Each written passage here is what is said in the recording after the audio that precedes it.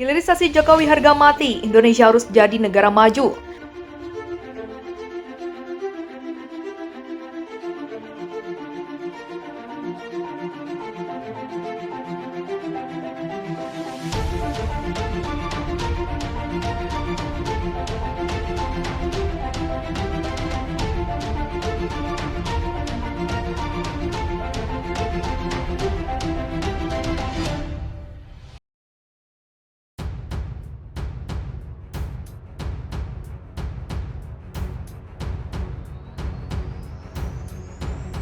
Sebenarnya di tahun ini Indonesia memiliki kesempatan menjadi produsen baterai EV terbesar dunia.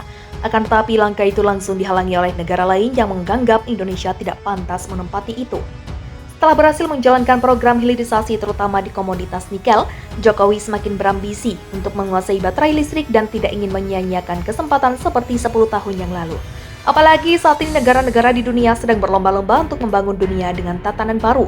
Dari hal ini timbul kepercayaan bahwa Indonesia pasti bisa apalagi dengan kekayaan alam Indonesia, terutama di nikel dan batu bara. Perusahaan produsen kimia terbesar asal Jerman, Badisky Anilin Unsoda Fabrik atau BASF, akan merealisasikan investasinya di Indonesia untuk membangun pabrik baterai kendaraan listrik pada awal tahun ini.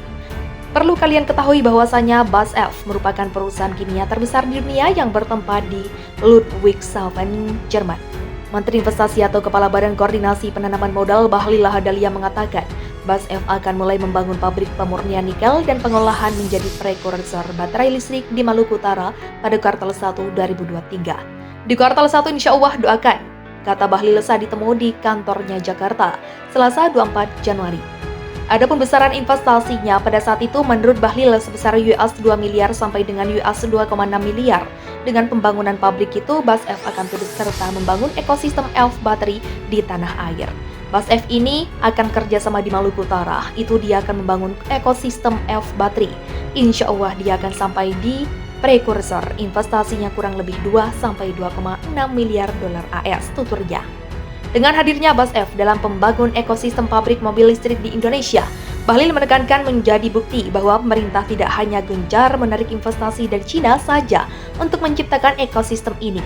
BASF ini salah satu perusahaan terbesar di dunia khususnya pemain petrokimia. Ini bukan perusahaan kacang goreng, jadi bukan hanya yang kita urus Korea, Jepang, Cina, Eropa pun kita urus. Buktinya mereka akan masuk tahun ini akan groundbreaking, tutur Bahlil.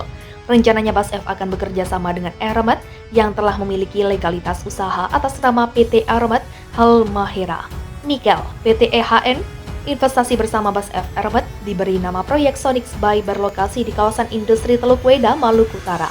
Proyek ini merupakan pabrik pemurnian nikel dengan teknologi high pressure acid leach yang menghasilkan mixed hydroxide precipitates dan akan mampu menciptakan lapangan pekerjaan secara langsung sebanyak 1.000 lapangan pekerjaan dengan total nilai investasi hingga US 2,2 sampai 2,6 miliar. Proyek Sonix Bay ini memiliki kapasitas produksi sebesar 67.000 ton nikel garing tahun dan 7,5 ribu ton kobalt garing tahun. Rencana investasi tindak lanjut BASF sendiri bertujuan untuk memproduksi MHP menjadi prekursor baterai listrik. Menteri Investasi Kepala Badan Koordinasi Penanaman Modal Bahlil Lahadalia mengatakan Volkswagen, produsen otomotif asal Jerman dan juga BASF, perusahaan kimia asal Jerman, berminat melakukan investasi di Indonesia. Melalui keterangan resminya, Bahlil mengatakan, baik Volkswagen dan BASF sudah mengkonfirmasi untuk masuk ke RI menjadi bagian dari rantai pasok baterai mobil listrik. Kemarin saya baru pulang dari Jerman bicara dengan Volkswagen dan BASF. Mereka confirm masuk ke Indonesia dan menjadi bagian rantai pasok untuk baterai mobil listrik. Pamer Bahlil seperti dikutip dari keterangan resmi kementerian.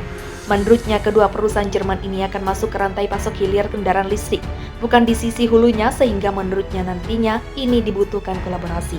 Mereka masuk pada bagian rantai pasok hilir bukan hulunya. Mereka masuk pada bagian rantai pasok hilir bukan hulunya, ini yang akan memerlukan kolaborasi. Lanjutnya, Bahlil mengatakan Indonesia akan terus mendorong peningkatan nilai tambah melalui hilirisasi industri, khususnya Indonesia yang ramah lingkungan dan memberikan kontribusi Indonesia pada dunia, salah satunya industri kendaraan listrik. Target Indonesia adalah menjadi salah satu negara pemain mobil listrik di dunia, ungkap dia. Saat ini imbuhnya pihaknya juga akan melakukan penandatanganan nota kesepahaman dengan Foxconn, perusahaan asal Taiwan terkait rencana investasinya di Indonesia. Ini merupakan tindak lanjut dari kunjungan kerja dirinya ke Taiwan pekan lalu. Insya Allah Faxon berminat masuk Indonesia, saya belum bisa detail untuk jumlah dan kapan investasinya mulai. Kita sudah tanda tangan kesepakatan nyata, tapi belum dalam bentuk mau. Yakin mereka masuk, tapi kami belum bisa umumkan secara detail. Mudah-mudahan tahun ini harapnya. Lebih lanjut, dia mengatakan Presiden Joko Widodo telah memberikan perintah khusus pada kementeriannya untuk menarik investasi Faxon masuk ke Indonesia.